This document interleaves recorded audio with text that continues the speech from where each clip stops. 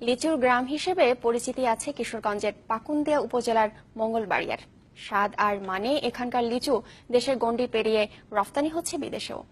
আবহাওয়া অনুকূলে থাকায় এবারও লিচুর বাম্পার ফলন হয়েছে এই গ্রামে। যদিও হঠাৎ বৃষ্টি কিছুটা বিপাকে ফেলেছে চাষিদের। এরপরও পাইকারদের আশা কয়েক কোটি টাকার লিচু বিক্রি হবে এই মৌসুমে। যতদূর চোখ যায় গাছে গাছে পাকা লিচু। কিশোরগঞ্জের পাখুন্দিয়ার মঙ্গলবাড়িয়া গ্রামে রাস্তার পাশে এমনকি বাড়ির আঙ্গিনায়ও চোখে পড়বে এমন শত শত লিচুর গাছ।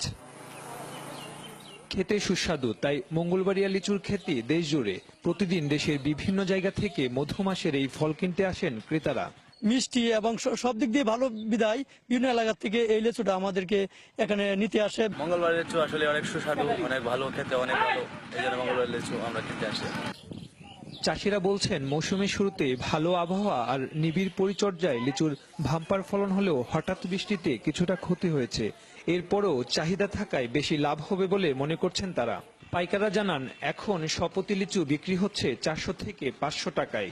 এবারও কয়েক কোটি টাকা লিচু বিক্রির আশা তাদের। লিচু তো খুব ভালো ছিল ফলনের, তবে শিলা বৃষ্টি আমার লিচুটার মধ্যে একটু ইয়ে গেছে গা।